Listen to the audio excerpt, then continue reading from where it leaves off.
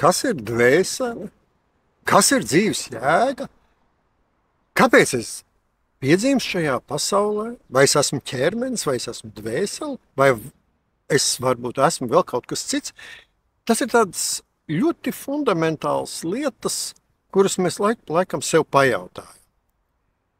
Nu, es mēģinošu tādā varbūt ļoti vienkāršā veidā sniegt dažas atbildes, kā tas varētu būt vērtējams. Ja reiz es esmu dvēsele, tad no kurienes es nāku, no kurienes es piedzimstu, kāpēc es šeit nāku, ko es šeit daru. Es tomēr esmu dvēsele, tāds būs tas veidiskais redzējums, un ka visas dvēseles ir dievišķās sastāvdaļas. Tas varbūt kaut kur jau ir dzirdēts. Tātad tas viss lielais pirmsākums sākās ar to, ka radītājs, visa pirmsākums, lielais ātmans, būdams vienots vesels, izdomāja spēlēt spēli, kuras rezultātā viņš iegūs jaunas zināšanas un jaunas pieredzes. Un, lai to varētu realizēt, viņš nolēma sadalīties divās daļās. Viena daļa saglabā visas zināšanas un visas pieredzes, kas viņam ir, un vadīs visuma attīstību, regulēs visuma procesus. Otra daļa aizmirsīs to, kas viņa ir, aizmirsīs savu izcelsmi, un šī otra daļa, ātmans, lielais radītājs, sadalīja vēl ļoti daudzās sīkākās, mazākās daļiņās, miljoniem, miljardiem, daudzās mazākās daļiņās, daudzās mazākās vēl dvēselītēs. Un šīs dvēseles tagad iemiesojās uz zemes, lai apgūtu jaunas pieredzes, jaunas zināšanas. Redzat, tad, kad dvēsele eksistē enerģētiskajā pasaulē, garīgajā pasaulē, tur jaunu zināšanu apguvi īsti nav. Darītājs, realizētājs, izmainītājs dvēseli tad, kad viņa ir šeit materiālā pasaulē uz planētas Zeme. Jā, un tad šīs dvēseles piedzims uz planētas Zemes, materializējās, un viņas ir aizmirsušas visas tās lielās zināšanas un pieredzes, kas viņām ir bijušas pirms tam, un viņa atkal ir jāiziet vesela virkne mācību, pieredžu, lai apgūtu kaut ko jaunu savā dzīvē, lai atcerētos to, kas viņa ir bijusi, un lai apgūtu kaut ko jaunu. Būtībā tā dvēseles pamošanās ir tā, ka dvēsele apzinās, ka viņa ir visa lielā dievišķā vienota sastāvdaļa, ka visi mēs esam vienoti, viss lielais, visums, viss, kas eksistē, ir viens vienots visums, ka mēs katrs esam vienots visums ar visiem pārējiem cilvēkiem, ar dzīvo dabu, ar kaķi, putnu, balodi, augu, krēslu, ar visu. Viss visums ir vienots dievišķā izpausmes veids. Un tad, kad mēs to apzināmies, tad mēs esam pamočies, tad mēs esam apzināti savienojušies ar dievišķu. Bet kamēr mēs domājam, ka mēs katrs esam kaut kas individuāls atsevišķi, tikmēr mēs vēl tomēr šo saikni neesam sakārtojuši. Un šīs pamošanās process tad arī ir tas kāds galvenais virsuzdevums, kas ir visām dvēselēm iemiesojoties šajā dzīvē. Tad pirmais jautājums ir tāds, ko tad loģiski dvēseles dara pirms piedzimšanas. Ja? Kaut kur stāsta tur elle, paradīze, vēl kaut kādi dažādi stāsti. Veidiskajā redzējumā tāda nekā nav. Stāsts ir par kaut ko citu. Jā, ir speciāls loka, ja pasaule, kurā uzturās dvēseles, un dvēseles gatavojās savai piedzimšanai uz zemes. Un tas ir tāds ļoti nopietns pašanalīzes darbs, pašvērtēšanas darbs. Dvēsele vērtē visas tās pieredzes, kas viņai ir, kas jau ir apgūtas, kur ir kādas kļūdas, kas vēl nav apgūts, kas jāapgūst, kas jāizlabo. Un tad, kad kaut kādā brīdī pati brīvi viņa pieņem lēmumu par piedzimšanu, neviens šeit dvēseli nereglamentē, neregulē, neietekmē. Dvēsele pati pilnīgi brīvi kaut kādā brīdī pieņem lēmumu, ka jā, es piedzimšu uz planētas Zemes, atkal iemiesošos.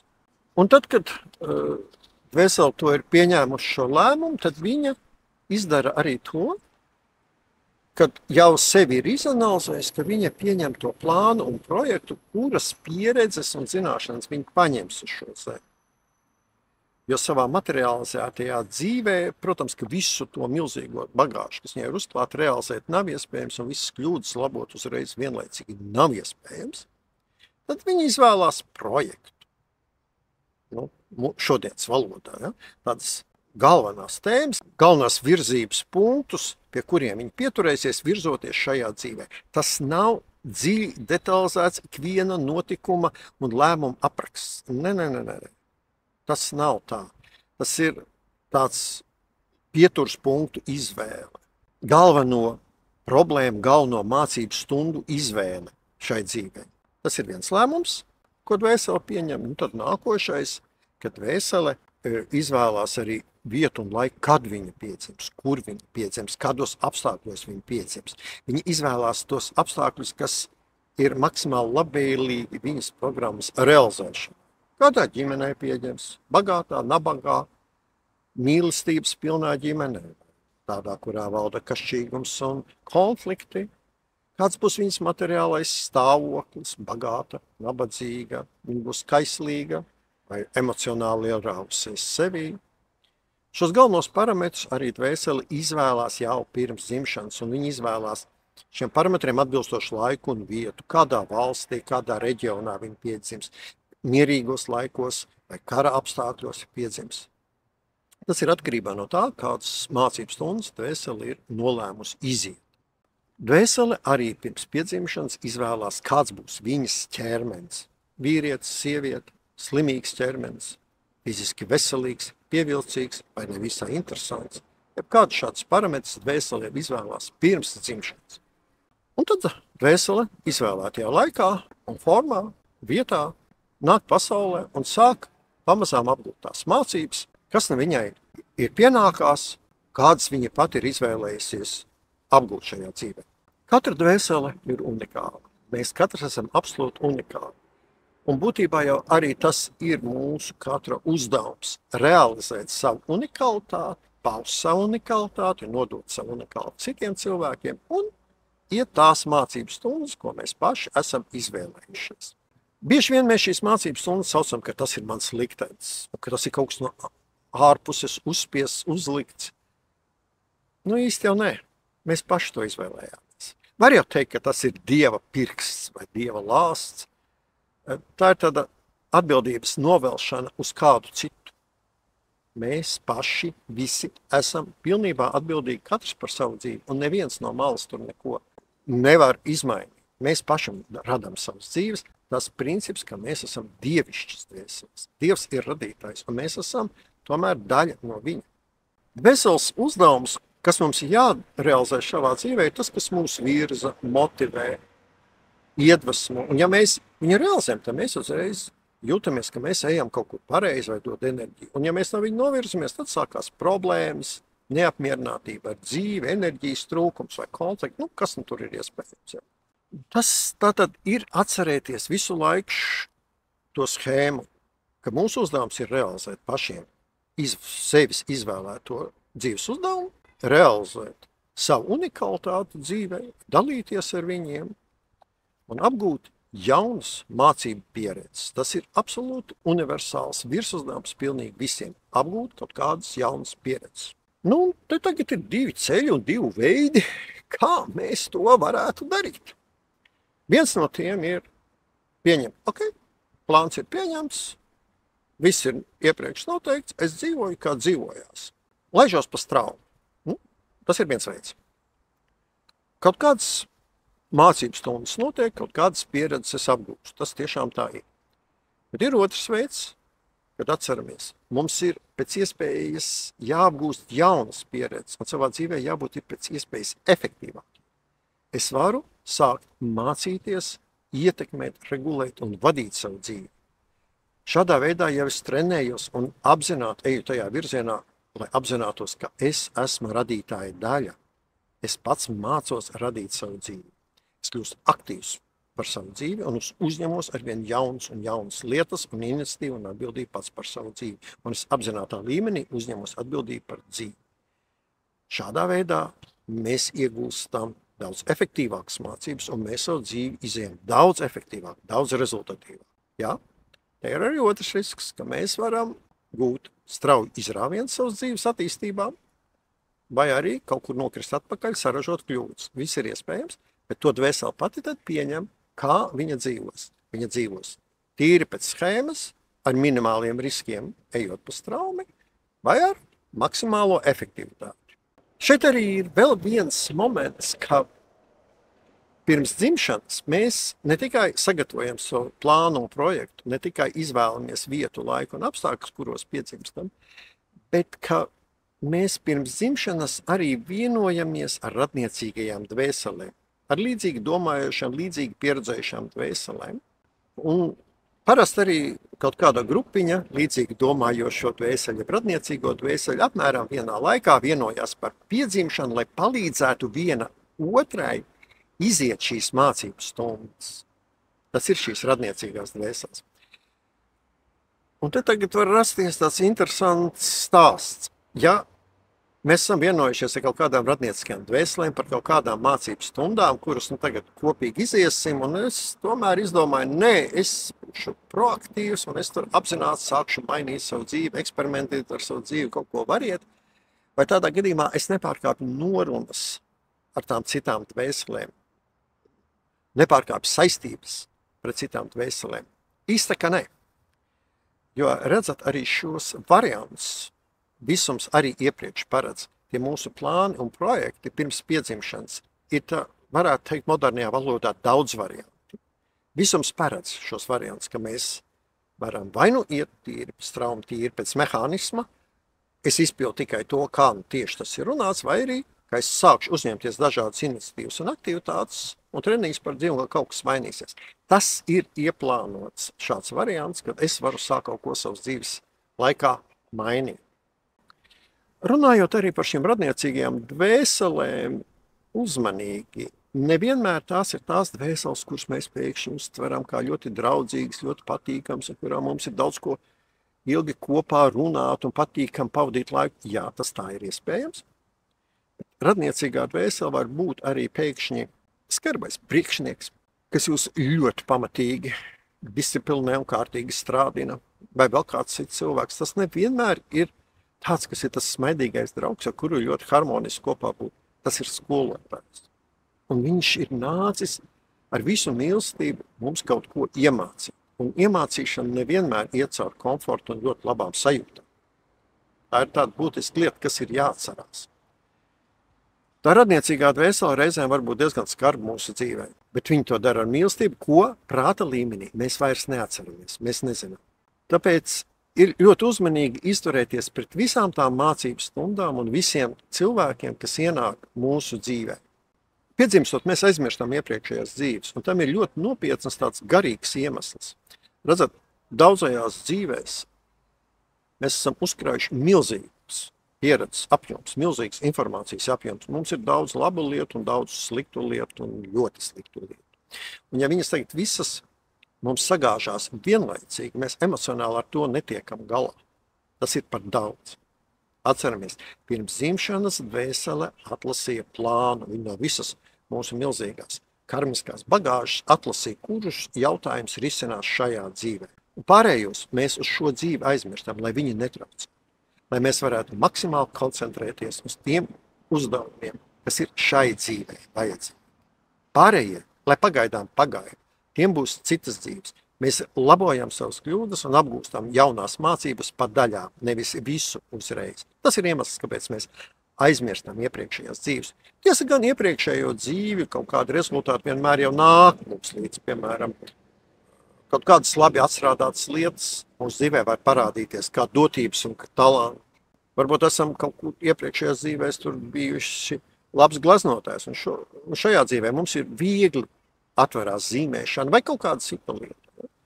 Dvēseli piedzimstot šajā pasaulē, protams, ka zina savus uzdevumus, viņi to plānu pats sastādīja, bet jāņem vērā, ka mūsu apziņa un prāts to nezina. Viņiem tas ir pilnīgi svešs un nezināms. Un tāpēc ir ļoti svarīgi iemācīties veidot tādu labu komunikācijas kanālu pašiem ar savu es, savu augstāko es, savu dvēseli, savu augstāko būtību. Dvēseli jau ir tā, kas mums dod tos norādes par dzīvi, kur virzīties, ko darīt vai nedarīt. Šeit ir svarīgi noskaņot pareizi savu to kontaktu ar augstāko es. Viņš ir tas, kurš sniedz padomus, brīdina par kaut ko vai iedrošina kaut kur doties. Vai nu tā nekad nav gadījies, ka pēkšņi gribat kaut ko teikt, bet kaklā kāds kamuls neļauj kaut kas teikt. Ķermeniskās reakcijas ir viens no veidiem, kā mūsu augstākais es par kaut ko brīdina. Pēkšņi kaut ko jūtat, tā kā krūtīs kaut kas sažņaucās. Jā. Augstākais es iespējams, ka brīdina par kaut kādām problēmām, nelaimēm, kas ir gaidāmas dzīvē. Bez pēkšņi sāk kaut ko darot, sāk skriet skudriņas pār muguru. Tas ir skaidrs iedrošinājums, ka tu esi uz pareizā ceļa, dari pareizo vietu. Jā, tad šīs ķermeniskās reakcijas ir viens veids, kā ar mums runā augstākais es. Augstākais es ar mums runā arī ar intuīciju. Intuīcija principā ir augstākā es valoda ar mums. Mēs to varam dažādi saukt, bet būtībā tas ir tā. Pēkšņi jūtat, šis ir īstais cilvēks. Bet ar šo cilvēku es noteikti negribētu komunicēt. Ieklausieties savā augstākajā es, bet esat uzmanīgi. Intuīcija ir arī tāda lieta, ka mēs viņu viegli varam sajaukt ar prāta konstrukcijām. Un tās galīgi nav tās, kas mums būs labvēlīgas un jāizdara. Tā kā tas ir uzdevums dzīves laikā mācīties saprast, kas ir intuīcija, kas ir prāta konstrukcijas. Un vēl viens no veidiem, kā tad augstākais es mūs virza pa dzīvi, ir arī dažādas domformas. Piemēram, ir kaut kāds tēls, parādās pēkšņi spilgts tēls, kāds cilvēks, jums pēkšņi parādās kā tēla formā zināms cilvēks, un pēc minūtes viņš piezvan. Vai kaut kas cits pēkšņi tā kā tēls parādās ļoti spilgti izteikt. Pievēršiet tam uzmanību, padomājiet, ko tas varētu nozīmēt, ko visums man grib teikt, ko dvēseli man grib teikt. Dvēseli tātad ir piedzimusi, realizē savu projektu, savu plānu dzīvei. Kaut kādā brīdī tad notiek brīdis, kad mēs mirstam. Miršana, kas tad tas ir? Fiziskā ķermeņa nāve. Ne jau dvēseles nāve. Dvēseli ir nemirstīga. Viņa atkal savienosies beigās ar dievišķo. Tad, kad mācības ir izietas vai laiks atvēlētais uz zemes ir beidzies, tad notiek fiziskā ķermeņa nāve. Dvēsele atdalās no fiziskā ķermeņa. Kad dvēsele ir atdalījusies no ķermeņa, pats pirmais, kas viņai ir jāizdara, viņai ir jāpieņem šis atdalīšanās fakts. Un tas notiek kaut kur aptuveni pirmās 10 dienas, aptuveni, vidēji. Dažām dvēselēm tas notiek ļoti viegli, ātri, raiti. Kādām citām tas ir šoks, kādām citām tā ir jauna, negaidīta pieredze. Būtībā šajās 10 dienās notiek atdalīšanās no visa, kam dvēseli dzīves laikā ir pieķērusies. Cilvēki, materiālās lietas. Un tad, kad dvēseli ir pilnībā pieņēmusi to faktu, ka viņi ir atdalījusies no ķermeņa, ka viņi ir kaut kas cits, ka viņi nav ķermenis, tādā gadījumā viņai jau atgriežas atmiņas par visu šo nodzīvoto dzīvi. Visās detaļās, visas runas, sarunas, notikumi, visos sīkumos viņai atgriežas atmiņā. Sākās būtībā dvēseles pāriešanas process, uz tā saucamo dvēseli pasauli, dvēseli lauku. Iespējams, ka šeit jau dvēseli sagaida viņas radniecīgās dvēseles, viņas skolotāji. Un dvēselē ir jāveic tāds process, kad ir jāizvērtē visa šī dzīve. Kas tad ir izdarīts? Vai plāns ir realizēts, nav realizēts, kādas kļūdas ir pielaistas? Kādas kļūdas nav pielaistas? Kas ir apgūts? Tad, kad to dvēseli ir izdarījusi, tad viņai ir vajadzīga, tāda zinām atpūta. Notiek dvēseles savienošanās ar enerģijas pirmavotu, kur viņa uzlādējās, relaksējās. Jo, protams, kad dvēseles šai zemes dzīvē, daudz kas viņā ir izmainījies. Pēc tam notiek pats svarīgākais moments, dvēsele savienojās ar savu ātmani, augstāko es. Atceramies, tātad lielais Dievs radītājs sadalījās divās daļās. Viena, kas paliek apzināti, kas zina, kā visums rīkojās, otra sadalījās daudzās sīkākās daļiņās, ātmanos, daudzos individuālajos ātmanos. Un katrs ātmans saka, pieņem par realizēšanos uz zemes, par piedzimšanu no zemes, viņš nosūta tikai daļu no sevis. Ātmans, mūsu katrs individuāls ātmans vispilnā mērā nepiedzims, viņš nosūta tikai daļiņu no sevis, mazāko daļiņu, tas saucās individuālā dvēsele, ģiva. Un tad, kad šī dzīva, tas ir tas, ko mēs tā ikdienā saucam par dvēseli, tagad enerģētiski sevi sakopusies, atkopusies, tad viņi savienojas ar šo ātmanu. Un šajā brīdī jau dvēsele atcerās visas savas dzīves, visas savas piedzimšanas un pārdzimšanas. Nu, un tad lielais mūsu individuālais ātmans uzsāk atkal savu pašanalīzes procesu, kas ir izdarīts, kas nav izdarīts, ko vēl vajadzētu izdarīt. Sansāras rats, ja dzimšanas pārdzimšanas rats, atkal turpinās. Viņa atkal kaut kādā brīdī pieņems lēmumu par jaunu piedzimšanas dzīves, ar jaunu projektu, jaunām skolām, jaunām mācībām. Nu, un tas ir tas veids, kā mēs mācāmies pasauli, sevi, visu. Nu, lai mums izdodas!